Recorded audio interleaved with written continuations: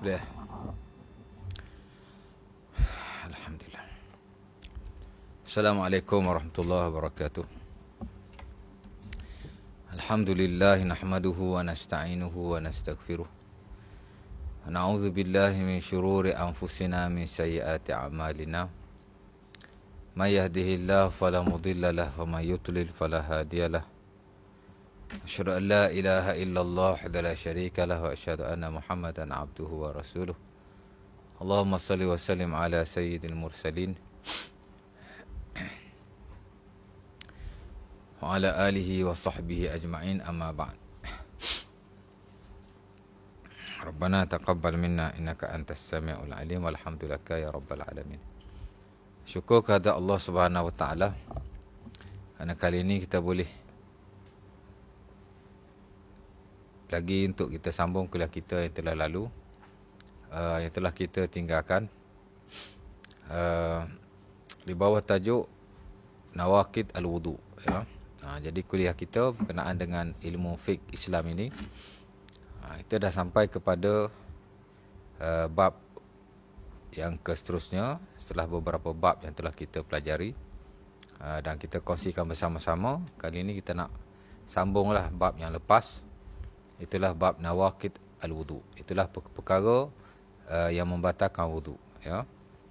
Kerana wudu adalah ibadah. Dan sebagaimana kita tahu, ibadah kita hanya diterima oleh Allah Subhanahu Wa Taala jika kita menuruti segala hukum hakam yang telah diturunkan oleh Allah Subhanahu Wa Taala, sama ada dalam Al-Quran selaku kitabullah ataupun sunnah Nabi SAW yang diriwayatkan dan sampai kepada kita. Baik. Jadi hari itu kita dah berkongsi tentang beberapa perkara yang membatalkan wudu. Seperti sepintas lalu, itulah pertama, keluar sesuatu daripada kubul dan dubur. Kubul dan dubur, ya. Qaf, ba, lam, kubul dan dubur, da, ba, ra, kubul, dubur, ya. Kubul artinya kemaluan yang di hadapan, baik lelaki baik wanita. Dubur pula ialah kemaluan di belakang. Kedua-duanya kita panggil kemaluan lah dalam bahasa Melayu. Walaupun dalam bahasa Arab istilahnya berbeza. Kemaluan di hadapan kita panggil kubul, kemaluan di belakang kita panggil dubur. Sama ada lelaki ataupun wanita, ya. Dan jika digabungkan kedua-duanya kita panggil as-sawatan, dua aurat yang berat. Itu kita akan bincang balik perihal kubur dan dubur ini tak kala kita masuk dalam kitabus salah, the science of prayer, di mana di sana ada syarat sah sembahyang, syurut sihhatis salah, syarat sah sembahyang. Sebagaimana kita berwudu ada tata caranya, of course lah sembahyang juga lebih-lebih lagi ada tata caranya. Dan di sana ada syarat sah sembahyang. Antara syarat sah sembahyang yang perlu kita tahu dan perlu kita jaga semasa solat ialah menutupi aurat. Dan dalam syarat sah sembahyang bersabit dengan aurat, kita akan bincang sekali lagi berkenaan dengan as-sawatan, dua aurat yang berat ini. Baik, kembali pada yang tadi. Jadi keluar sesuatu daripada kubur dan dubur, membatalkan wudu. Dan saya telah huraikan secara terperinci dalam kuliah yang lalu. Dan perkara ini telah diijma'kan. Umpama kata Al-Imam Ibnu Munzir, apa-apa yang keluar daripada kubur dan dubur membatalkan wudu, ya. Tak kira lah, dan walaupun perkara itu perkara yang mu'tad, perkara yang selalu keluar adatnya, seperti al-baul, kencing, al-ghaid, berak, ar-rih, kentut atau angin. Itu yang mu'tad, yang adat, kebiasaannya keluar. Ataupun benda yang tidak mu'tad, keluar sesuatu yang bukanlah tahi atau kencing. Boleh jadi kita termakan sesuatu, termakan duit shilling, tiba-tiba keluar duit shilling, batal juga wudu di sisi majoriti para ulama, kerana ia termasuk dalam perkara yang keluar daripada kubul atau dubur walaupun dia tidak mu'tad. Adapun yang keluar secara mu'tad, ijma' ataupun sepakat seluruh ulama Islam ia membatalkan wudu. Yang tidak muqtad ni ada khilaf sikit sebanyak. Walaupun majoriti mengatakan batal, tapi yang muqtad, mana yang selalu keluar, sepakat para ulama ia membatalkan wudu sama sekali. Dan ini disebut oleh Al-Imam Ibnu Qudamah dalam Al-Mughni, di mana apa-apa yang keluar daripada kubur dan dubur secara muqtad adalah membatalkan wudu ijma'an, secara ijma'. Ya, kata Ibnu Muzi dalam buku ijma'nya, ajma'u ala anna khuruj al-ghaid minad dubur, telah ijma'lah bahawa apa yang keluar daripada dubur, daripada tahi, beraklah, wa khurujul baul minaz zakar wa kazalikal mar'ah, dan begitu juga jika keluar kencing daripada zakar, dan begitu juga dengan perempuan, yakni kencing atau berak lah, sebagaimana lelaki juga. Wa khurujur rih, dan juga keluarnya angin, yakni kentut. Wa khuruj al-mani, jangan keluar mani juga. Wa zawalul aqli, hilang akal. Ala ayyi wajhin zala aqluhu, tak kiralah macam mana keluar akal, hilang akalnya, bentuknya. Anna zalika ataupun kullun yangqud at-taharah, semua daripada itu membatalkan wudu, membatalkan taharah, wa yujib al-wudu, dan mewajibkan wudu. Jadi itu disebut oleh Al-Imam Ibnu Muzi dalam buku ijma'nya. Kedua, gila atau hilang akal. Pertama, keluar sesuatu daripada kubur dan dubur. Jadi kita kena ingatlah, kerana ini perkara yang fardu ain. Fardu ain, perkara yang diwajibkan ke atas setiap mukallaf untuk mengetahuinya. Tak mungkin kita mendakwa kita seorang Muslim, tiba-tiba kita tak tahu perkara yang fardu ain yang betul-betul perlu kita tahu. Jadi kita kena ingatlah, pertama keluar sesuatu daripada kubur dan dubur. Yang kedua, gila atau hilang akal. Gila atau hilang akal. Telah disebut dalam ijma' Ibnu Muzi yang saya nukilkan tadi.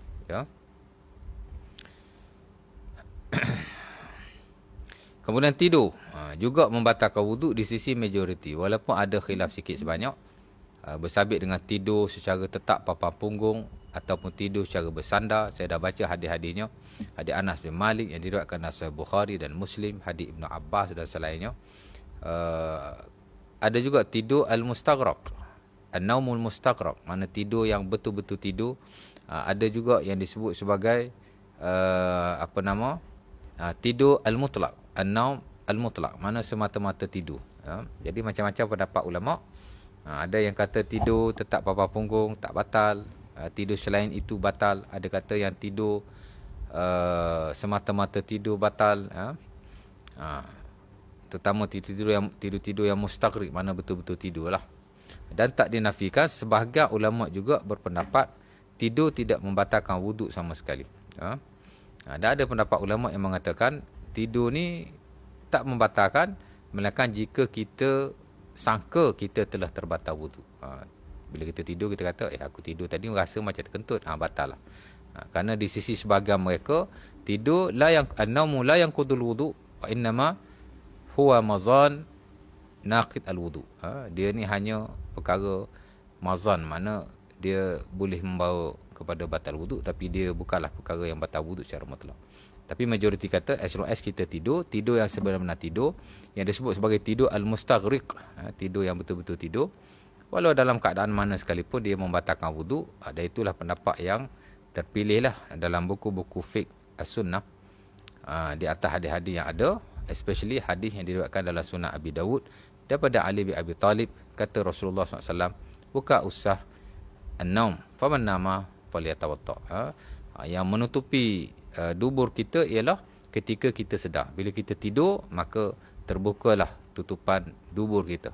Jadi bila kita tidur, kita akan terbatal wuduk dengan semata-mata tidur, as long as kita yang benar-benar tidur lah. Sementara dalam hadis yang diriwayatkan dalam Sunan Abi Dawud dan selainnya, Safwan bin Asal menyatakan bahawa Nabi membenarkan dia menyapu di atas khuf. Kita tahu dalam bab yang selepas ini kita dah bincang bahawa sapuan di atas khuf dibolehkan, selagi mana kita hanya terbatal dengan hadas kecil saja, dan Nabi sebut dalam hadis berkenaan an-naum, yakni tidur. Jadi Nabi tak bezakan tidur macam mana. Nabi hanya sebut tidur saja. Dan saya kira itulah pendapat yang diguna pakai di sisi majoriti para ulama. Walaupun masing-masing ada pendapat masing-masing. Baik, kemudian sentuh kemaluan dengan tapak tangan, saya dah hurai juga hadis yang diriwayatkan daripada Talib bin Ali. Dia menyentuh kemaluannya dengan tapak tangan. Nabi kata tak batal. Diriwayatkan dalam Sunan Abi Dawud dan Musnad Ahmad dan selainnya. Dan saya juga telah baca hadis yang diriwayatkan daripada Busrah bintu Safwan, juga diriwayatkan dalam Sunan Abi Dawud, di mana Nabi SAW memerintahkan supaya kita berwuduk tak kala kita menyentuh kemaluan. Hadis Abi Hurairah dan juga Ummu Habibah yang diriwayatkan dalam Sunan Ibnu Majah, dalam Sahih Ibnu Khuzaimah ataupun Ibnu Hibban dan selainnya. Ada hadis-hadis yang menunjukkan bahawa menyentuh kemaluan membatalkan wuduk, dan ada hadis yang tidak yang menunjukkan bahawa menyentuh kemaluan membatalkan wuduk, dan ada hadis yang menunjukkan menyentuh kemaluan tidak membatalkan wuduk. Dan pendapat yang menarik juga dengan menggabungkan kedua-duanya ialah wuduk tidak terbatal dengan semata-mata sentuh. Cuma ia sunnah saja. Ada ulama hanya memilih hadis Busrah bintu Safwan, maka dia kata batal lah wuduk. Ada ulama yang memilih ada ulama yang menggabungkan kedua-duanya, maka dia kata tak batal wuduk, hanya sunnah berwuduk sahaja. Dan ada ulama pula membahagikan antara syahwat dengan tidak syahwat. Dan jika kita belajar dan baca buku-buku fiqh yang ada dalam market, kita dapati tidak ada kesepakatan dalam isu ini. Dan kita boleh lihat hujah yang kata batal pun bagus, yang kata tak batal pun bagus. Jadi macam-macam. Jadi pendapat yang kita kata banyak dimuatkan dalam buku-buku fiqh ialah tidak terbatal. InsyaAllah ta'ala. Baik. Kita nak pergi ke sunnah. Setelah bab sentuh kemaluan ni, kita akan masuk perkara yang membatalkan wuduk yang ke seterusnya. Sebagaimana saya notakan di sini ialah makan daging unta. Baik. Antara yang membatalkan wuduk juga ialah makan daging unta. Dalam istilah Arabnya disebut aklu luhumil ibil ataupun aklu lahmil ibil, makan daging unta. Di mana sebahagian ulama mengatakan bahawa makan daging unta ni tak kisahlah makan bakar ke, makan kita nak goreng ke, nak buat kari ke, semua membatalkan wuduk. As long as daging kita makan itu daging unta. Di atas hadis Nabi SAW yang diriwayatkan dalam beberapa buku sunan, antaranya dalam Sunan Abi Dawud daripada Jabir bin Samurah, di mana Nabi SAW ditanya, "Ya Rasulullah, atatawadda' min luhum al-ghanam?" Wahai Rasulullah, adakah aku kena berwuduk jika aku makan daging kambing? Maka Nabi berkata padanya, faqala in syi'ta tatawadda' wa in syi'ta la tatawadda'. Ya Rasulullah, atawadda' min luhumil ghanam? Faqala in syi'ta tatawadda' wa in syi'ta la tatawadda'. Ataupun setengah riwayat in syi'ta tawadda' wa in syi'ta la tawadda'. Kalau kamu nak, kamu boleh wuduk. Kalau kamu tak nak, kamu boleh untuk tidak berwuduk. Mana Nabi memberi pilihan. Nak wuduk boleh, tak nak wuduk boleh. Itu dalam kes daging kambing. Kemudian Nabi ditanya lagi, atawadda' min luhum al-ibil? Bagaimana pula dengan daging unta? Bila aku memakannya, adakah aku kena berwuduk? Maka Nabi berkata, tawadda'u min luhumil ibil. Maka Nabi kata, berwuduklah jika kamu makan daging unta. Itu hadis Jabir bin Samurah yang diriwayatkan dalam Sunan Abi Dawud. Dan ada lagi hadis yang diriwayatkan dalam Sahih Bukhari tak silap saya, atau Muslim, daripada Al-Bara' ataupun Jabir bin Samurah tadi dalam Sahih Bukhari atau Muslim. Hadis Al-Bara' dalam Sunan Abi Dawud. Kena tengok balik sanad dia. Tapi hadis Al-Bara' dan hadis Jabir bin Samurah tentang kewajipan berwuduk dengan memakan daging unta adalah masyhur sama sekali, dan ianya sahih. Hatta Al-Imam Nawawi rahimahullah dalam syarah Sahih Muslim menyatakan, laqad sahha hadis Jabir wa hadis Al-Bara'. Kata Imam Nawawi, telah sahihlah hadis Jabir dan al-hadis Al-Bara'. Telah sahihlah hadis, sahha fihi hadisan. Itu teksnya. Telah sahlah kepadanya dua hadis. Hadis Jabir wa hadisul Barra. Kata Al-Imam An-Nawawi, itulah hadis Jabir dan hadis Al-Barra. Sah dua hadis. Telah sahihlah dua hadis. Dan An-Nawawi menyatakan, hadza al-madhhabu aqwa dalilan wa in kana al-jumhur ala khilafihi. Ini teks Al-Imam An-Nawawi yang amat bagus sekali. Di mana kata beliau, pendapat ini atau mazhab ini adalah mazhab yang kuat. Yang ini pendapat ataupun mazhab yang mengatakan batal wudu adalah pendapat yang kuat. Wa in kana al-jumhur ala khilafihi. Walaupun jumhur, majoriti para ulama berpendapat sebaliknya. Mana kata Imam Nawawi, majoriti ulama kata tak batal. Sebahagian kata batal. Bukan majoriti, tapi sebahagian kata batal. Dan dia kata pendapat yang kata batal, walaupun dia bukan majoriti, yakni minoriti, adalah pendapat yang kuat, lebih kuat. Hadzal madhhabu aqwa dalilan wa in kana al-jumhur ala khilafi. Pendapat yang kata batal ini, mazhab yang kata batal ini adalah mazhab yang kuat, pendapat yang kuat. Apa maksud pendapat yang kuat? Mana pendapat yang sahih? Pendapat yang lebih diguna pakai. Pendapat yang patut kita ikut. Wa in kana al-jumhur ala khilafi. Walaupun majoriti ulama tidak berpendapat sedemikian. Walaupun majoriti ulama menyelisihinya. Kemudian Imam Nawawi menyebut dalam konteks mazhab Syafi'i ada ulama yang kata batal, antaranya Al-Imam Al-Baihaqi, antaranya Al-Imam Ibn Khuzaimah. Ada ramai lagi di kalangan ulama-ulama Syafi'i juga. Of course lah, keseluruhan ulama hadis menyatakan batal wudu dengan memakan daging unta. Kata Imam Nawawi, wahaqiya an ahli al-hadithi, dia kata wahaqiya an ahli al-hadith mutlaqan. Dan membatalkan wudu ini adalah pendapat ahli hadis keseluruhannya. Qatibah, bukan mutlaqan. Wahaqiya an ahli al-hadith qatiban. Dan diriwayatkan daripada ahli hadis pendapat yang kata membatalkan wudu ini adalah pendapat ahli hadis keseluruhan. Wa hukiya an ahli hadis qatibatan. Qatibah maksudnya diriwayatkan daripada keseluruhan ahli hadis. Makna kalau ahli hadis saja dia mesti kata menyentuh kemaluan membatalkan wudu. Baik, itu pendapat Imam Nawawi. Jadi ala kulli hal, maka daging unta membatalkan wudu. Adapun majoriti ulama kata tak batal kerana mereka berpegang dengan hadis yang lain. Antaranya hadis yang diriwayatkan dalam Sunan Abi Daud, tak silap saya, nanti saya tengok balik di sanad. Dalam hadis Abi Daud daripada Jabir, di mana katanya akhirul amrain, Jabir bin Abdullah. Tadi Jabir bin Samurah, yakni Jabir bin Abdullah.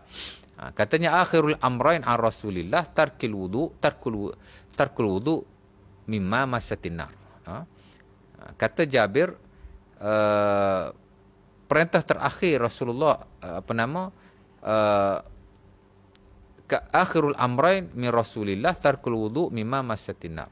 Kata Jabir, perintah terakhir Rasulullah sallallahu alaihi wasallam ialah meninggalkan wudu bila mana apa-apa itu menyentuh api. Maksudnya apa-apa yang kita masak, tak kisah daging apa pun, maka ia tidak perlu kepada wudu. Mana tak batalkan wudu. Jadi majoriti ulama berpegang dengan hadis ni. Jadi dia kata daging unta kalau dah dimasak maka tak membatalkan wudu di atas hadis berkenaan. Jadi dia tak pakai hadis Al-Bara dan juga hadis Azib. Katanya telah dinasahkan dengan hadis Jabir ini. Pasal dia kata akhirul amrain. Mana dua urusan terakhir Rasulullah. Ialah tidak perlu berwuduk bila kita makan makanan yang telah dimasak. Bila sahabat sebut akhirul amrain, maksudnya ia telah menasahkan perkara-perkara yang sebelum daripada itu. Jadi termasuk ia telah menasahkan hadis Al-Bara dan juga hadis Jabir yang menyatakan wajib berwuduk tak kala kita makan daging unta. Tapi sebagai ulama tak menggunakan hadis itu kerana hadis itu katanya umum. Adapun hadis makan daging unta ni hadis khusus. Yang Nabi sebutlah hadis Jabir Abi Dawud tadi, apa-apa yang menyentuh api, tapi dikhususkan daging unta dia tak terlibat dengan hadis itu. Jadi masing-masing ada pendapat masing-masing, tapi majoriti ulama menyatakan tidak batal. Adapun segelintir kata batal, tapi keseluruhan ahli hadis menyatakan batal. Dan ketika itulah pendapat yang terpilih, hatta yang termak dalam buku-buku fiqh contemporary, dan pendapat Imam Nawawi dalam hal itu adalah rujukanlah kepada ulama-ulama yang terkemudian. Baik. Kemudian kita pergi kepada perkara yang seterusnya, yang membatalkan wuduk juga ialah al-jima', yakni bersetubuh. Di atas beberapa hadis Nabi SAW, antaranya hadis yang diriwayatkan oleh Al-Imam Ibnu Majah dan selainnya daripada Aisyah radhiyallahu taala anha.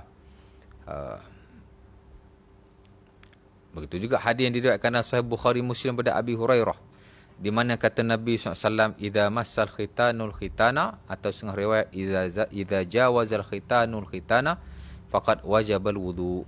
Nabi kata bila bersentuh dua khitan, yakni dua kemaluan, lelaki baik, wanita baik, bila bersentuh kedua-duanya maka wajiblah berwudu. Faqad wajabal wudu. Faqad wajabal ghuslu, maka wajiblah mandi. Hadis yang lain, hadis Abi Hurairah dan Sahih Bukhari dan Muslim, kata Nabi, idza jalasa baina syu'abihal arba' thumma jahadaha faqad wajabal ghusl. Bila seseorang lelaki itu duduk di antara empat kerat tulang wanita, empat sudut wanita, maksudnya bila dia bersetubuh lah, summa jahadaha, yakni dia bersetubuh lah, faqad wajabal wudu, faqad wajabal ghusl, maka wajiblah ia mandi. Kata para fuqaha, antaranya Ibnu Utsaimin dan semua ulama yang mengatakan jima' membatalkan wudu dengan hadis ini, walaupun hadis ini sebut mandi, tak sebut wudu. Bila sebut wajib mandi, masuk wajib wudu juga, mana terbatal wudunya, ya. Ma aujabal ghusla fa aujabal wudu bi tariqin aula. Itu disebut dalam sebahagian buku fiqh. Apa-apa yang mewajibkan mandi, maka ia mewajibkan wudu dengan lebih aula. Maksud dah kata wajib mandi, mana wudu lebih-lebih lagi lah. Kerana yang membatalkan, yang mewajibkan mandi, of course lah ia membatalkan wudu. Dan kena wudu juga, ya. Baik. Jadi jima' yang keberapa dah tu? Nota saya pertama, kedua, ketiga, keempat, kelima, keenam, ya. Yang keenam yang jima' membatalkan wudu, dan akhir sekali yang membatalkan wudu di sisi majoriti para ulama juga ialah murtad, ar-riddah. Man irtadda 'anil Islam faqad untuqida wudu'uhu. Siapa-siapa yang murtad, yakni keluar daripada Islam, ya, maka telah terbatallah wudu'nya. Para ulama merujuk hal ini kepada beberapa ayat Quran, antaranya surah Az-Zumar ayat 65, di mana kata Allah, walaqad uhiya ilaika wa ilal ladzina min qablika la in asyrakta la yahbatanna 'amalu. Dalam buku fiqh, sekiranya dalam banyak bab ayat ini diguna pakai bila membicarakan tentang hal yang bersabit dengan keislaman dan kekafiran seseorang. Kata Allah, dan telah diwahyukan kepadamu dan kepada orang-orang sebelummu, sesiapa sahaja yang mensyirikkan Allah Subhanahu Wa Taala, maka telah terbatallah amalannya. Wa qad uhiya ilaika wa ilal ladzina min qablika la in asyrakta la yahbatanna amalu.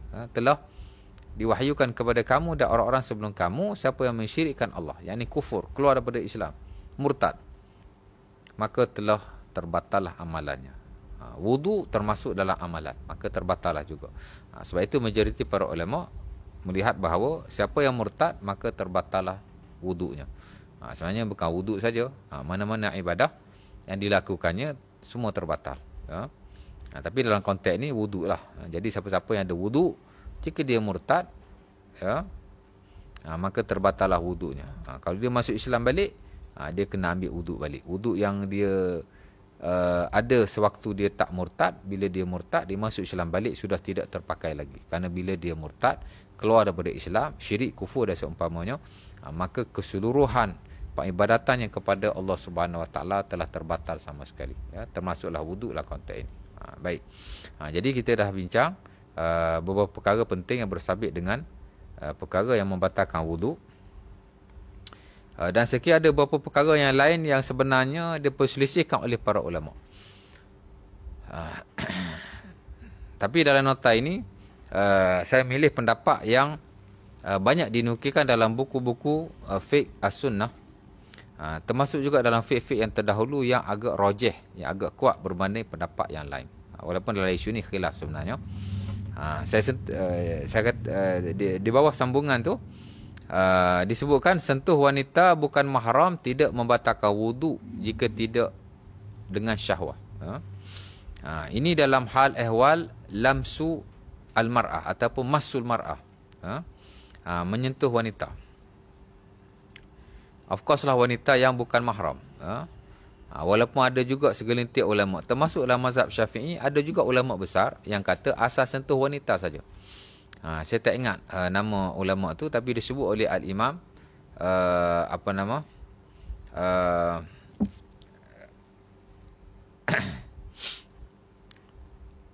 siapa nama pengarang kitab Al-Bayan fi Fiqh al-Imam Syafi'i, Abul Husain Al-Yamani. Siapa nama tu? Saya tak ingat nama dia. Itu buku ensiklopedia. Di samping buku At-Tahzib Al-Imam Al-Baghawi, di samping hatta buku Al-Imam An-Nawawi Al-Majmu', buku Al-Bayan fi Fiqh al-Imam Syafi'i yang dikarang oleh Ali Al-Yamani itu juga dianggap sebagai buku ensiklopedia yang memuatkan fiqh-fiqh para salaf, termasuk fiqh sahabat-sahabat Nabi SAW dan juga para tabi'in dan ulama-ulama yang terdahulu yang terkemuka, termasuk juga di kalangan ashabul wujuh dalam mazhab Syafi'i, mana ulama-ulama besar semasa zaman Imam Syafi'i atau selepas sikit daripadanya.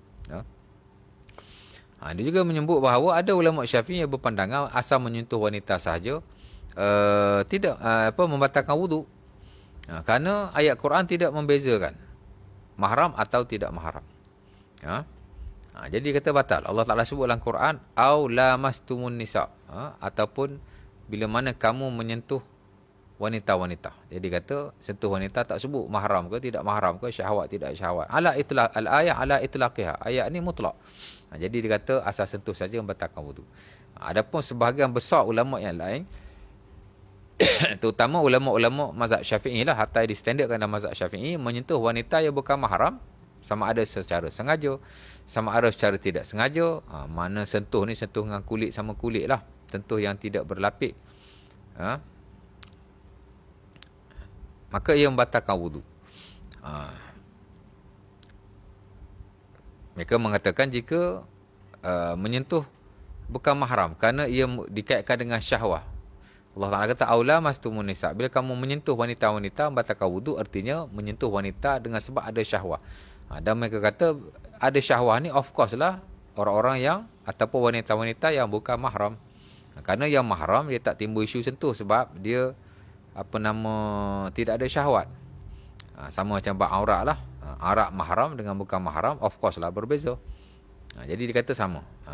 Itu dalam mazhab Syafi'i lah. Walaupun sebenarnya ulama dalam hal ni ada pendapat yang berbeza-beza antara satu dengan yang lain.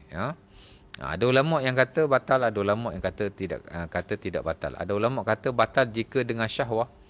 Ada ulama yang kata batal secara mutlak. Jadi macam-macam ya. Baik. Ala kulli hal, dalam hal ni ada 3 pendapat ulama lah. Pertama, ulama yang kata tak batal secara mutlak. Itu pendapat yang dimuktamadkan dalam mazhab Abu Hanifah An-Nu'man bin Sabit. Mazhab Hanafi lah, dia kata tak batal sama sekali. Pertama, kerana ayat Quran aula mastumun nisa, bila kamu menyentuh wanita-wanita, katanya menyentuh di situ maksud al-jima'. Dia merujuk kepada pentafsiran daripada Ibnu Abbas radhiyallahu taala anhu yang disebut sebagai hibrul ummah. Dia ni ulama di kalangan para sahabat yang antara yang teralim, di mana dia mentafsirkan aula mastumun nisa, katanya menyentuh isteri ataupun wanita, artinya jima. Kerana dalam Quran bila Allah Ta'ala nak sebut jima, Allah Ta'ala dalam sebahagian besar ayat menyebutnya dengan kalimah sentuh. Kadang-kadang Allah Ta'ala sebut al-mas, yakni sentuh. Kadang-kadang Allah Ta'ala sebut lamas, seperti ayat ni, au lamastumun nisa. Kadang-kadang Allah Ta'ala sebut mas. Antaranya contohnya dalam ayat Quran kata Allah ya ayuhan nabi, macam mana ayat tu? Siapa yang menceraikan wanita sebelum dia menyetubuhinya, maka tidak ada iddah ke atas wanita itu. Bila kita masuk dalam fiqhun nikah, the science of marriage, ya, ataupun fiqhun nikah, the science of marriage. Bila kita belajar fiqh munakahat, dalam fiqh munakahat ada tak kurang daripada 10 bab sebenarnya. Ambil daripada awal-awal lagi, bab mukaddimah pernikahan, masuk bab syarat nikah, rukun nikah, apa gitu ini, bab mahar, pergi kepada bab-bab perceraian, bab talak, banyaklah dibahaskan. Ada bab li'an, ada bab ilak, ada bab zihar dan seumpamanya, ada bab radha'ah, susuan, ada bab nafaqah, macam-macam. Dan selama kita belajar tak kurang daripada 10 bab dalam fiqhun nikah, the science of marriage. Di sana ada bab yang disebut sebagai apa nama,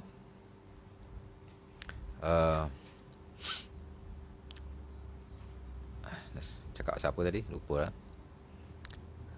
Siapa tadi, kait siapa tadi? Sentuh tadi kan.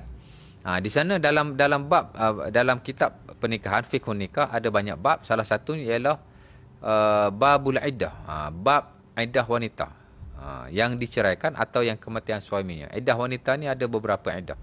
Wanita yang diceraikan secara biasa, dia tidak mengandung, suami pun cerai cara biasa, bukan melibatkan kematian. Jadi ada macam-macam iddah. Yang jenis macam ni iddahnya ialah 3 bulan 10 hari. Wal mutallaqat, kata Allah, yatarabbasna bi anfusihinna salasata quru. Bukan 3 bulan 10 hari, 3 kali quru.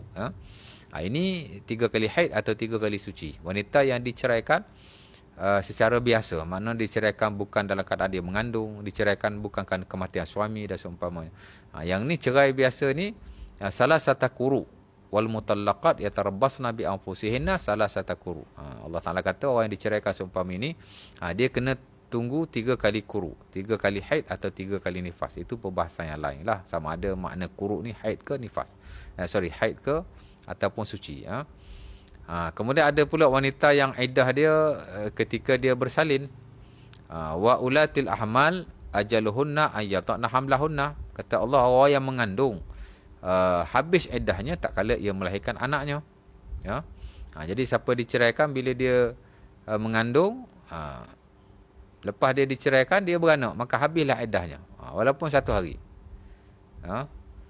Dia kena cerai, esok dia beranak, habis iddah. Walaupun ada khilaf lagi lah, tapi nak cerita macam tu. Ada iddahnya pula 3 bulan. Wanita yang telah putus haid atau wanita yang langsung tak ada haid.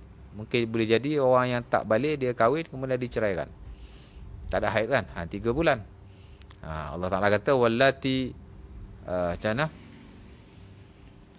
ayat tu, dan wanita-wanita yang diceraikan dalam keadaan dia tidak ada haid. Macam mana ayat tu, wallai ya'isna min nisaikum inirtabtum fa'iddatuhunna salasata ashhur. Wallai ya'isna minal mahid inirtabtum fa'iddatuhunna salasata ashhur. Kata Allah, wallai lam yahidna. Kata Allah, siapa yang diceraikan dia tidak ada haid, putus haid, ataupun dia tidak ada haid, maka iddahnya adalah 3 bulan. Dan ada juga Allah Ta'ala sebut orang yang tidak ada iddah langsung. Macam mana ayat Quran tu, apa nama,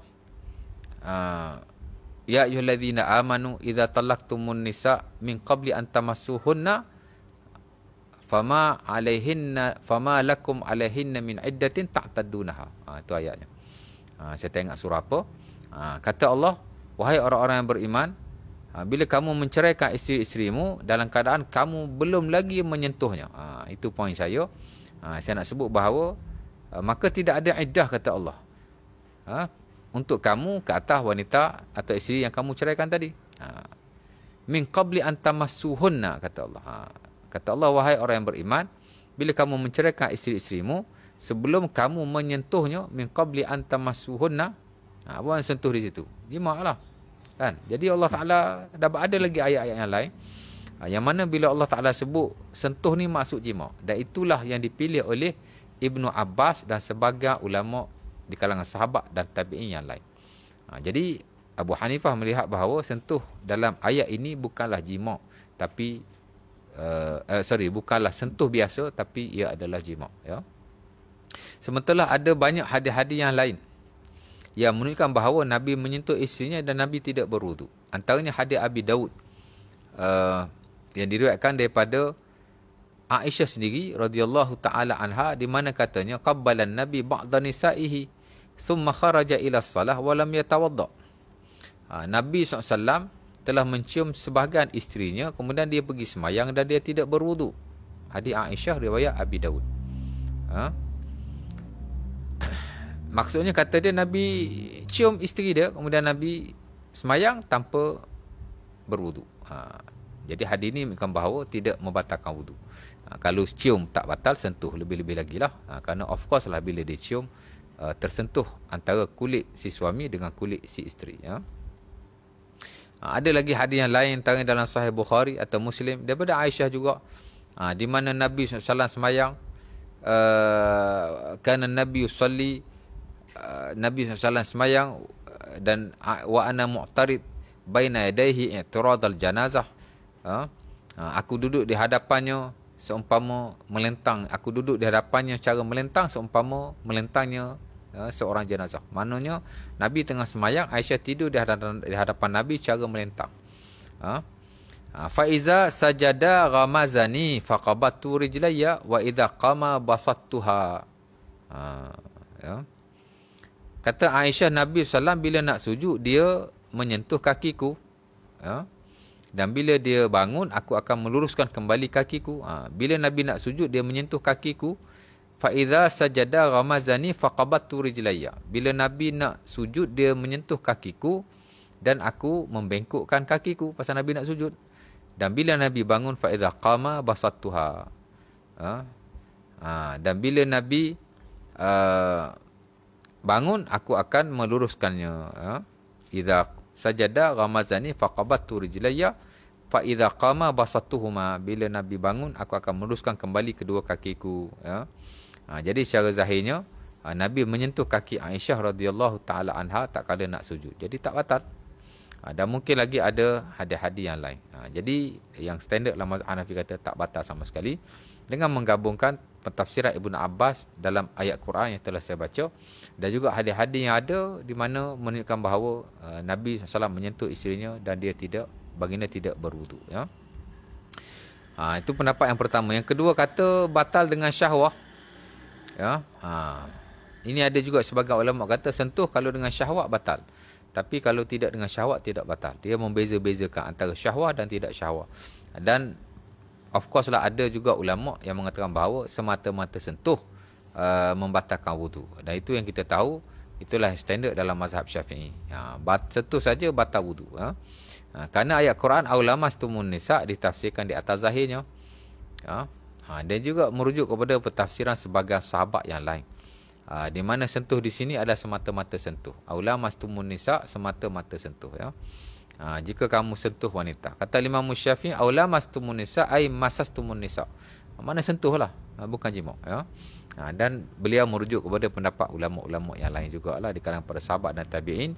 Kerana dalam hal ini tidak ditafsirkan semata-mata mengikut pentafsiran Ibnu Abbas, kerana ada lagi pentafsiran Ali bin Abi Talib, pentafsiran Ibnu Mas'ud dan selainnya. Dan ada di kalangan mereka yang mentafsirkan di atas zahir ayat berkenaan. Ataupun hadis-hadis yang lain, hadis Aisyah di mana Nabi menyentuh kaki, kata mereka kelaziman menjadi orang Arab ni memakai khuf. Jadi dia kata boleh jadi sentuh di atas khuf berkenaan. Sama juga hadis Nabi mencium isterinya kemudian baginda pergi solat tapi tidak berwudu. Hadis itu dhaif di sisi sebagian ulama hadis yang lain. Dan para fuqaha sebagai melihat sebagai dhaif. Hatta Imam Syafi'i rahimahullah bukan dia tidak tahu ada hadis itu, tapi baginda beliau juga mendhaifkan hadis itu. Hatta Al-Imam Ibnu Abdul Bar menukilkan dalam Al-Istizkar, tak silap saya dalam Al-Istizkar. Beliau menukilkan dan disebut juga oleh Al-Imam Asy-Syaukani rahimahullah dalam Nailil Autar, tak kira membicarakan hadis ini, isu ini. Di mana Imam Syafi'i berkata law sahha hadis nubatah falam ara min massil wudu min massil mar'ati wudu'an. Kata Imam Syafi'i, dinukilkan oleh mereka-mereka ini, Imam Syafi'i kata jika sahihlah hadis Nabi mencium isterinya. Dia panggil hadis Subatah. Pasal antara periwayat dalam hadis ni nama Subatah. Jadi Imam Syafi'i kata kalau hadis Subatah ini, bukan Subatah, Nubatah. Kalau hadis Nabi mencium isteri ini sahih, maka aku juga akan berpendapat bahawa tidak perlu berwuduk bila menyentuh wanita. Maksudnya, Imam Syafi'i kata batal. Antara hujahnya ialah hadis ini dhaif. Hadis cium isteri ini dhaif. Tapi Imam Syafi'i kata kalau hadis ini sahih, aku juga akan berpegang dengannya. Menunjukkan bahawa Imam Syafi'i mengatakan ia dhaif. Walau bagaimanapun di situ, ataupun daripada nukilan ini, kita melihat akan keterbukaan Al-Imam Asy-Syafi'i rahimahullah ta'ala. Dia lihat hadis ini dhaif, jadi dia tak berpegang dengannya. Tapi dia kata kalau ia sahih, aku juga akan berpegang dengannya. Itu satu bentuk keterbukaan lah dalam isu-isu hukum yang melibatkan khilaf. Of course lah khilaf-khilaf muktabar, khilaf-khilaf sa'iq, khilaf-khilaf ijtihad ini perlu ada keterbukaan sebagaimana yang telah ditunjukkan oleh Al-Imam Asy-Syafi'i rahimahullah ta'ala. Dan saya kira sebahagian besarlah buku-buku fiqh sunnah contemporary memang memilih sentuh wanita tidak membatalkan wuduk sama sekali. Di atas hujah-hujah yang sedia ada, dan kita lihat hujah-hujah itu amat kuat sekali. Baik. Jadi sentuh wanita bukan mahram tidak membatalkan wuduk. Di sisi pendapat yang rajih di kalangan para fuqaha dan muhaddisin. Baik. Kemudian seterusnya, menyentuh atau memandikan jenazah juga tidak membatalkan wuduk. Hatta Imam Ibn Qudamah rahimahullah ta'ala menyebut dalam Al-Mughni, tidak ada di kalangan para salaf yang menyatakan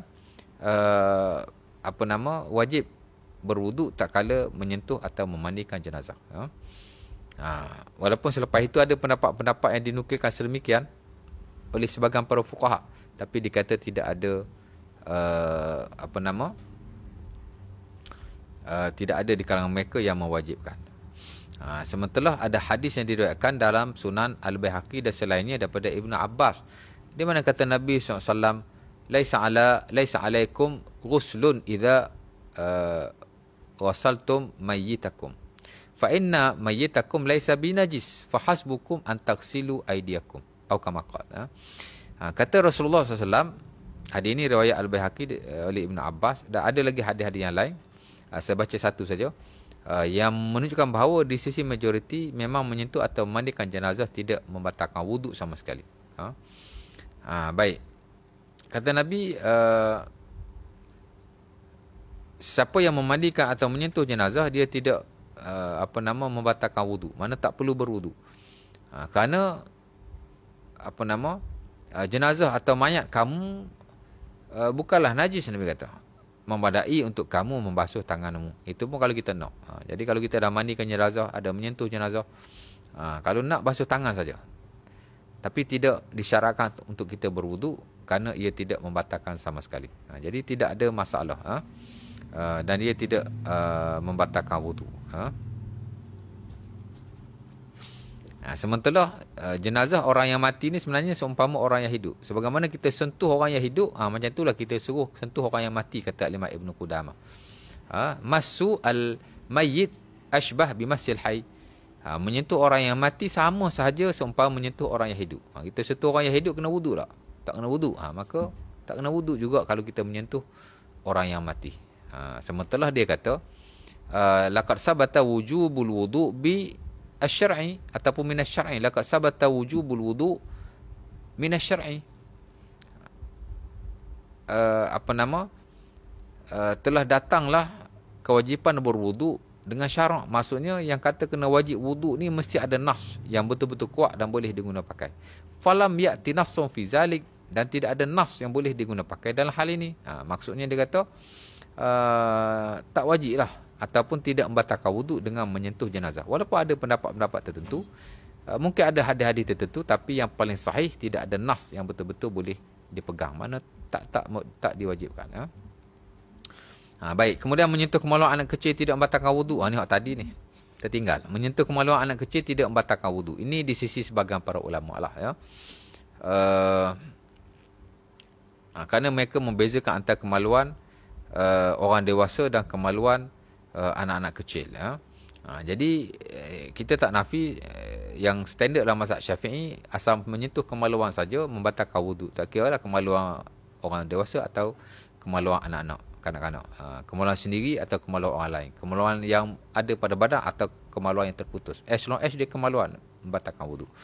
Tapi sebagian ulama kata tak batal. Dan ada sebagian ulama pula membeza-bezakan. Ada yang batal jika kita sentuh kemaluan kita atau kemaluan orang dewasa.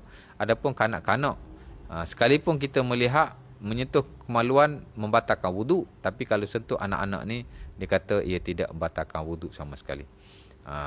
Selain daripada hadis-hadis yang ada, hadis-hadis yang tak batal wuduk itulah, dia gabungkan dengan hadis batal wuduk menyentuh kemaluan. Itulah hadis Talib bin Ali, digabungkan dengan hadis Busrah bintu Safwan, dan dia campur lagi dengan prinsip umum al-balwa. Mana benda yang memang kita buat hari-hari. Kan? Terutama ibu-ibu yang ada anak kecil. Kalau asal sentuh saja, nak kena wuduk. Asal sentuh saja nak kena wuduk. Berapa kali dia menyentuh kemaluan anaknya yang masih kecil. Umumul balwa. Sebab itu yang uniknya sebahagian mazhab lah, antaranya mazhab Abu Hanifah, ialah mereka sentiasa mengambil kira umum al-balwa. Makna benda-benda yang sukar untuk dielakkan. Dan dia berlaku secara berterusan. Sama juga dalam konteks menyentuh wanita tadi. Mazhab Abu Hanifah di samping ayat Quran, dia pilih tafsir Ibn Abbas, kemudian hadis-hadis Nabi, hadis Aisyah, yang diriwayatkan Nabi cium isteri, Nabi sentuh kakinya.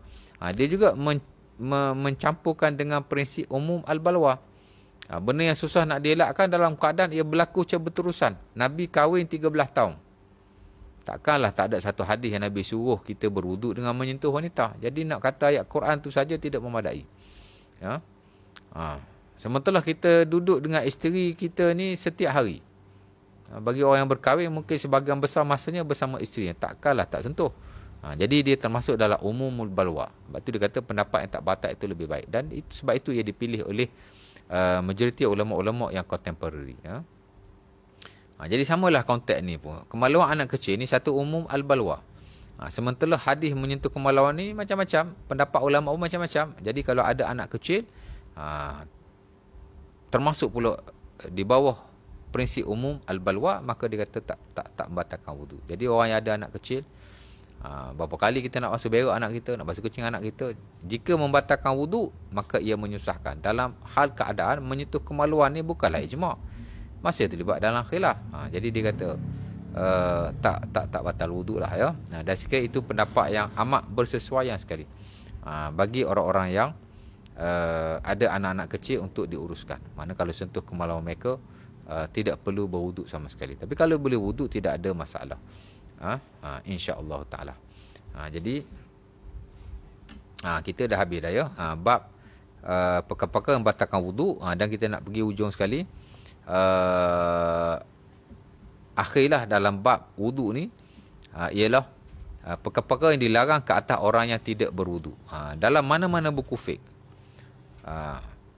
dalam bab wuduk dan perkara-perkara membatalkan wuduk, ujung sekali kebiasaannya para ulama mesti memasukkan apa yang disebut sebagai al-umur al-manhiyah al-umur al-manhi anha li ghair al-mutawaddi.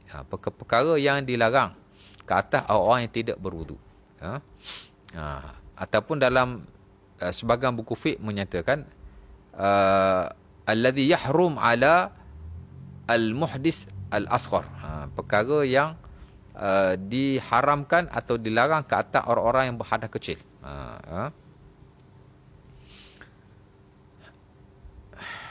Hatta kalau kita lihat dalam mazhab Syafi'i, dalam mata Abi Syuja' pun disebut oleh beliau, walladhi yahrum lil hadasil akbari salasatun, dan perkara yang diharamkan ke atas orang yang berhadas kecil ada 3: as-salah, at-tawaf, wa mashul mashaf wa hamluhu. Kata Abi Syuja'. Itu matan paling masyhur lah saya kira dalam mazhab Syafi'i, yang simple, ya, yang boleh kita hafal, boleh kita belajar. Dan saya masih ingat lagi dulu masa saya belajar, memang saya hafal mata Abi Syuja', ya. Tapi dah banyak lupa lah pasal tak refresh, ya. Tak guna kan. Tapi saya antara mata yang saya paling suka lah, di samping mata-mata yang lain. Pasal susunan matan ni amat baik, ringkas dan mudah untuk kita ingat. Dan huraian ulama pun lebih tersusun. Al-Imam Taqiyuddin Al-Hisni bila dia hurai matan Abi Syuja' dalam kitabnya Kifayatul Akhyar, saya kira one of the best book lah yang menghuraikan matan Abi Syuja'. Ada huraian daripada ulama-ulama yang lain, tapi huraian yang saya paling suka ialah Al-Imam Taqiyuddin Al-Hisni, Kifayatul Akhyar. Dan sefaham saya di tanah Arab pun dipelajari kitab berkenaan, di universiti lah maksud saya. Dan kalau kita nak tahu pendapat Imam Syafi'i yang qadim, yang lama, yang jadid, yang baru secara ekspres, termasuk pendapat ulama-ulama yang muktabar dalam mazhab Syafi'i, termasuk pendapat mazhab Syafi'i yang distandardkan, maka kita boleh rujuk syarahan Taqiyuddin Al-Hisni, Kifayatul Akhyar ke atas matan Abi Syuja'. Ya. Baik, dia kata 3 kan, tapi saya tulis sini 4. Sebenarnya bukan dalam matan Abi Syuja' saja, tapi dalam mana-mana buku fiqh sebenarnya menukilkan perkara yang sama. Itulah perkara yang dilarang ke atas orang berhadap kecil. Ada 3. 3 tu pasal dia sekalikan satu Quran dengan bawa Quran. Bila dipecahkan dia jadi 4 lah. Pertama, as-salah, semayang. Of course lah orang yang tak semayang secara ijma' tak boleh solat. Ini sepakat para ulama, salaf dan khalaf. Tak mungkin seorang Islam yang mendakwa dia Muslim tiba-tiba dia semayang tanpa wudu.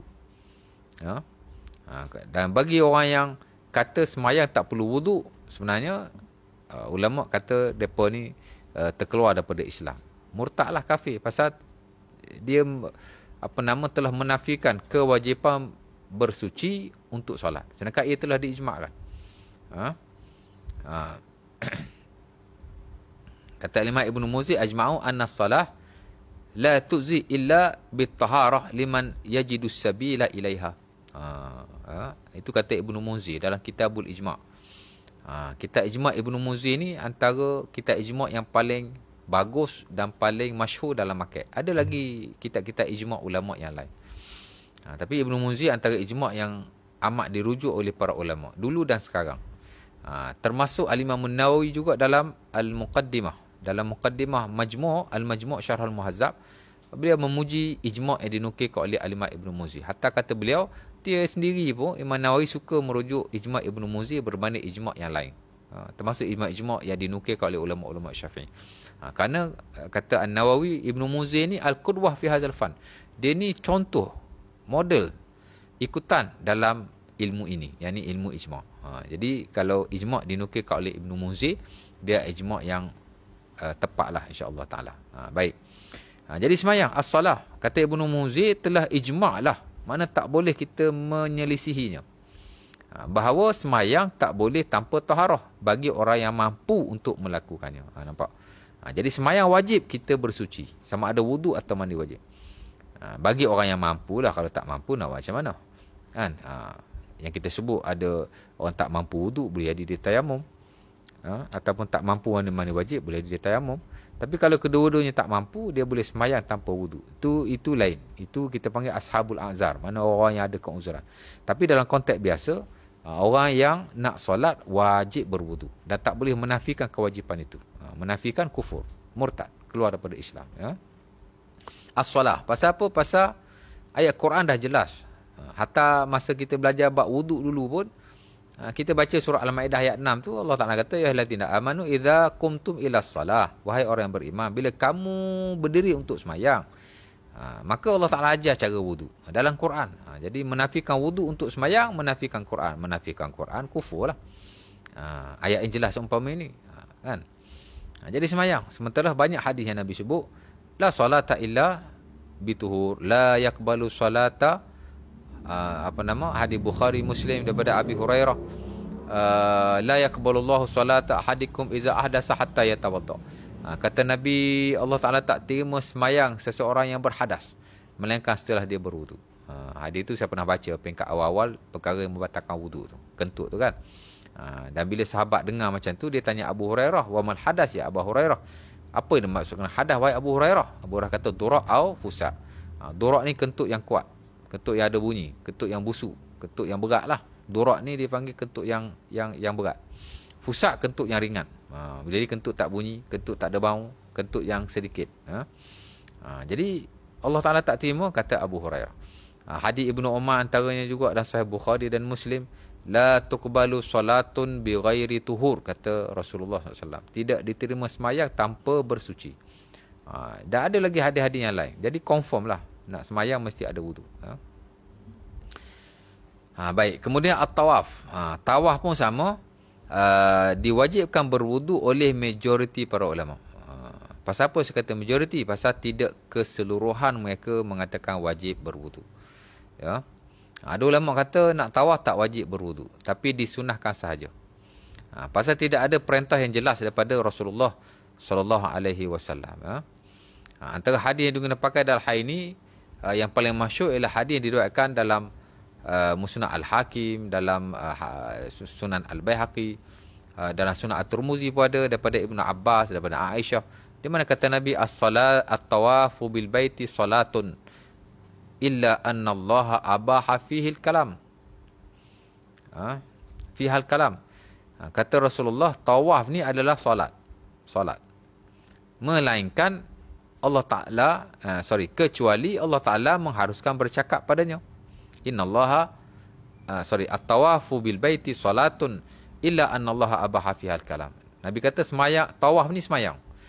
Cuma Allah Ta'ala benarkan untuk kamu bercakap. Idza takallamtum fala takallamu illa bi khair. Maka bila kamu nak bercakap, jangan kamu bercakap melainkan perkara-perkara yang baik. Jadi Nabi telah mengatakan tawaf itu solat. Jadi secara zahirnya solat mesti berwuduk lah. Sementara dalam Sahih Bukhari ataupun Muslim, Aisyah kata Nabi bila nak tawaf dia wuduk. Awwalu syai'in bada bihi Rasulullah hina qadima annahu tawadda summa tawafa bil bait. Kata Aisyah radhiyallahu taala anha, Nabi bila nak tawaf, perkara pertama yang Nabi buat, Nabi berwuduk, kemudian Nabi baru tawaf. Jadi banyak lagi hadis-hadis yang lain yang menunjukkan bahawa Nabi tawaf ketika nak berwuduk. Dicampur dengan hadis Ibn Abbas yang saya baca tadi. At-tawafu bil baiti salatun. Tawaf ni Nabi kata semayang. Jadi campur dua tu dia kata wajib berwuduk. Tapi tak dinafikan, sebagian ulama kata tak wajib berwuduk. Umpamanya dalam mazhab Hanafi, saya tak pasti yang standard ke atau ulama-ulama Ahnaf, ulama-ulama Hanafiyah. Tapi ada disebutkan pendapat dalam mazhab mereka bahawa tidak wajib berwuduk untuk tawaf. Begitu juga pendapat Al-Imam Ibn Taymiyah rahimahullah ta'ala. Kerana kata mereka yang kata tak wajib wuduk ni, tawaf ni dia bukan macam semayang. Dia tak ada rokok, dia tak ada sujud. Jadi dia tak sama macam semayang. Habis tu Nabi sebut as-salah tu. Sebab solat ni dia banyak maksud. Dia tidak hanya merujuk kepada solat kita semayang, rokok, sujud tu. Tapi solat juga merujuk kepada peribadatan kepada Allah Subhanahu Wa Taala. Jadi kata tawaf ni bukan semayang. Sementara perbuatan Nabi berwuduk tak menunjukkan wajib. Dia tak sama. Kalau perintah Nabi itu wajib. Adapun perbuatan Nabi di sisi ahli-ahli usul dan para fuqaha, belum tentu menunjukkan wajib. Jadi kalau ada hadis menunjukkan Nabi melakukan sesuatu, dia belum tentu wajib. Tak jadi wajib lagi. Fa'lun Nabi la yadullu 'ala al-wujub. Ini disebut dalam buku-buku usul. Hatta Imam Syaukani dalam Irsyadul Fuhul menyatakan bahawa perbuatan Nabi belum lagi menunjukkan kewajipan. Mana semata-mata perbuatan Rasulullah, belum wajib lagi. Kalau wajib ni ada perintah, ada suruhan. Ini semata-mata perbuatan. Jadi perbuatan Nabi belum tentu wajib lagi. Nak tengok perintah Rasulullah. Jadi sebab itu ulama membezakan antara sunnah qauliyah dengan sunnah fi'liyah. Dari satu sudut, bila ada perintah, dia menjadi kewajipan. Dan of course lah perintah ni hanya ada dalam sunnah qauliyah. Adapun sunnah fi'liyah ni dia nak kena tengok, nak kena kaji, nak kena teliti. Ia tidak secara zahirnya menunjukkan satu kewajipan. Semata-mata perbuatan Nabi belum wajib lagi kata mereka, ya. Baik, jadi tawaf. Jadi majoriti tak dinafikan, kata wajib berwuduk, segelintir kata tak wajib, ya. Baik, kemudian sentuh Quran. Ni akhir sekali. Dan bawa Quran. Bawa Quran ni dia di bawah sentuh Quran lah. Majoriti para ulama menyatakan menyentuh Quran perlu kepada wudu. Siapa yang tidak ada wudu ataupun dia perlu bebas daripada hadas kecil dan hadas besar, baru dia boleh sentuh Quran dan membawanya. Kenapa? Kerana Allah Subhanahu Wa Taala dalam Al-Quran, ini satu perkara yang amat masyhur lah di kalangan para ulama. Kerana ia dibahaskan dalam mana-mana buku fiqh tentang hukum menyentuh mushaf bagi orang yang tidak bersuci. Bagi orang yang berhadas kecil atau berhadas besar. Boleh atau tidak dia menyentuh Quran. Baik. Majoriti ulama kata wajib berwuduk bagi orang yang menyentuh atau membawa Al-Quran.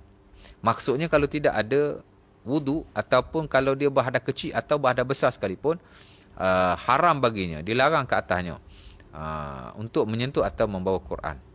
Hujahnya adalah ayat Quran dalam surah Al-Waqi'ah. Allah Ta'ala sebut, innahu la Quranun karim fi kitabim maknun la yamassuhu illal mutahharun.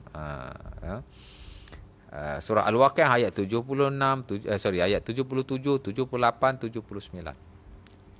Fi kitabim maknun, innahu la Quranun karim fi kitabim maknun la yamassuhu illal mutahharun. Kata Allah, itulah Quran yang mulia. Ia adalah kitab yang tersembunyi ataupun yang dirahsiakan. Fi kitabim maknun, kitab yang diletakkan oleh Allah secara rapi. La yamassuhu illal mutahharun. Tidak boleh menyentuhnya melainkan orang-orang yang bersuci. Ada hadis yang diriwayatkan dalam Muwatta Imam Malik daripada Amru bin Hazam. Kata Nabi ila ahli Yaman. Kata Amru bin Hazam, Nabi telah menulis kepada orang-orang Yaman. Sebab Nabi ni memang ada kumpulan-kumpulan risalah ataupun surat yang dihantar oleh beliau ataupun baginda kepada orang-orang Islam yang berada di luar. Antara risalah Nabi yang masyhur ialah risalah Amru bin Hazam yang Nabi hantar ke Yaman. Kerana sudah menjadi kelaziman orang-orang terdahulu untuk menghantar surat. Nabi hantar surat keluar pergi, baik kepada negara yang bukan Islam, baik kepada negara Islam. Sama juga bila Nabi dah wafat, naik Abu Bakar pun dia hantar surat. Sebab itu sebahagian pensyariatan ataupun sebahagian hujah dan dalil para ulama, sebahagian hak ehwal pensyariatan ni kadang-kadang termaktub dalam risalah. Umpama bila kita lihat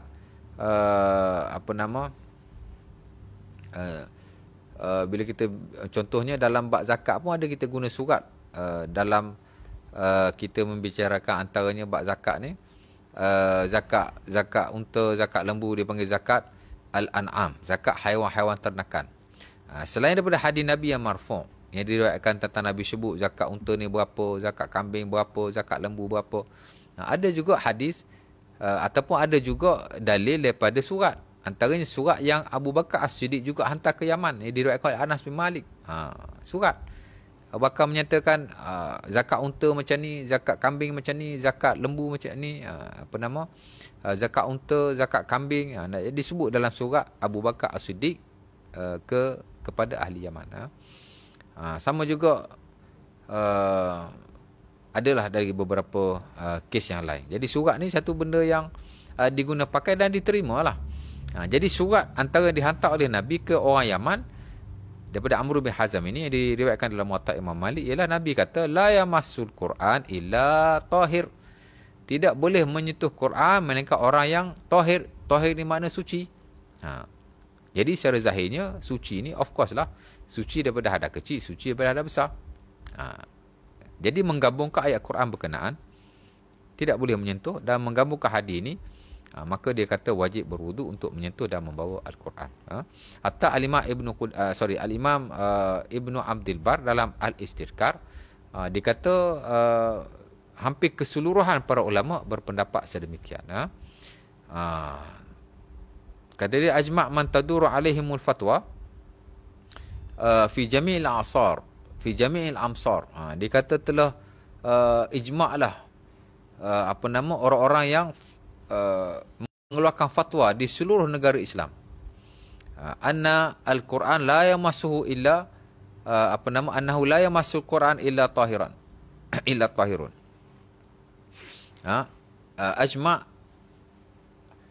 أجمع العلماء الذين تدور عليهم الفتوى في جميع الأمصار أن القرآن لا يمسه إلا طاهر أو كما قال.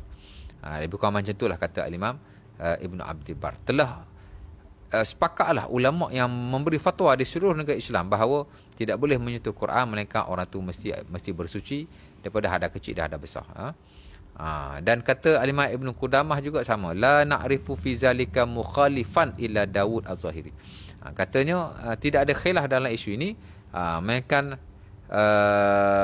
Al-Imam Daud saja yang kata tak perlu berwudu. Maksudnya mazhab Az-Zahiri saja yang kata tak wajib berwudu untuk menyentuh Quran. Kata ulama lain semua kena kata berwudu. Kata berwudu wajib bila nak menyentuh Quran. Dia kata tidak ada khilaf dalam isu ini, melainkan hanya dalam mazhab Az-Zahiri saja. Tu kata Al-Imam Ibn Qudamah. Hatta kalau kita lihat Al-Imam Ibn Taymiyah pun mengatakan bahawa wajib berwudu bila menyentuh Quran. Ada juga pendapat daripada Al-Imam Malik.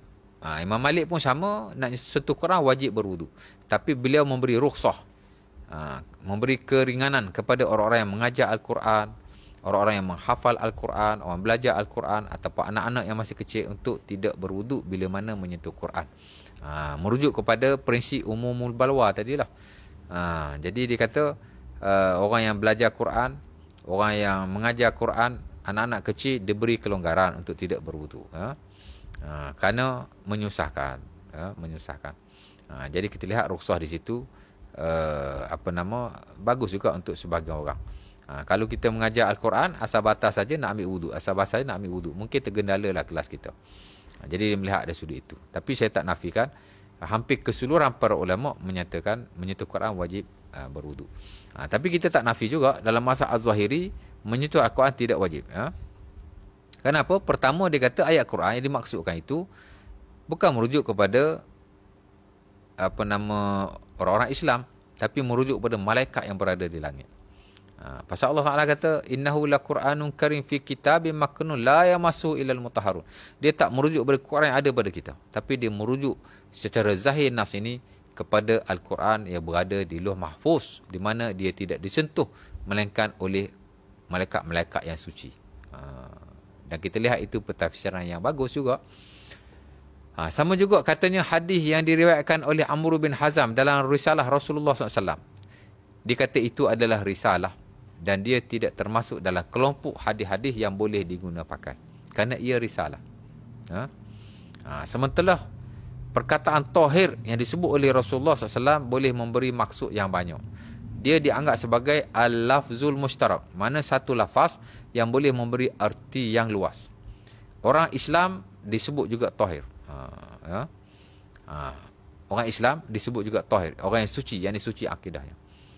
Sama juga orang yang macam-macam bersuci daripada dosa. Jadi tahir ni dikata tidak hanya merujuk kepada orang yang suci daripada hal kecil dan hal besar. Ia juga boleh memberi maksud-maksud yang lain. Dia dipanggil sebagai al-lafzu al-mushtarak. Jadi boleh jadi Nabi kata tidak boleh menyentuh Al-Quran melainkan tahir, melainkan orang yang suci. Suci di sini masuk orang Islam. Jadi orang Islam boleh sentuh, orang kafir tak boleh sentuh. Sementara ada hadis yang Nabi larang Quran dibawa ke tanah orang bukan Islam. Jadi di situ ada pentafsiran-pentafsiran tertentu. Dan sekira hujah Daud Az-Zahiri ini juga adalah hujah yang baik sebenarnya. Wallahu ta'ala alam. Dan saya tak nafi sebahagian besarlah buku-buku fiqh contemporary menyatakan bahawa tidak wajib berwudu bila menyentuh Quran. Jadi pendapat Az-Zahiri dalam hal ini saya lihat banyak diguna pakai, banyak dirujuk dan banyak diterjemahkan oleh ulama-ulama pengkaji-pengkaji fiqh contemporary. Jadi saya kira walaupun khilaf yang sedikit lawan khilaf yang besar, majoriti lawan minoriti yang tak amat sedikit, tapi ia juga sebenarnya kita boleh kata termasuk dalam perkara-perkara yang masih diselisihkan oleh para ulama. Ala kulli hal, masing-masing dengan ilmu masing-masing dan dengan peramalan masing-masing, insya-Allah taala. Dan yang paling penting dalam hal-hal yang boleh khilaf ni mungkin ada rukhsah dan keringanan sedikit sebanyak. Dan yang paling penting juga kita ada ilmu lah untuk kita beramal dalam hal-hal seumpama ini. Jadi saya rasa mungkin setakat itu dulu. Next time kita akan sambung lagi lah kuliah kita. Tajuk yang seterusnya selepas babul wudu, kita akan masuk babul ghusli, bab mandi. Jadi satu bab yang menarik juga selepas bab wudu, insya-Allah taala. Jadi saya rasa setakat ini dulu. Aku qouli hadza wa astaghfirullahaladzim. Assalamualaikum warahmatullahi wabarakatuh. Tutup kita majlis kita ini dengan tasbih kafarah dan surah Al-Asr.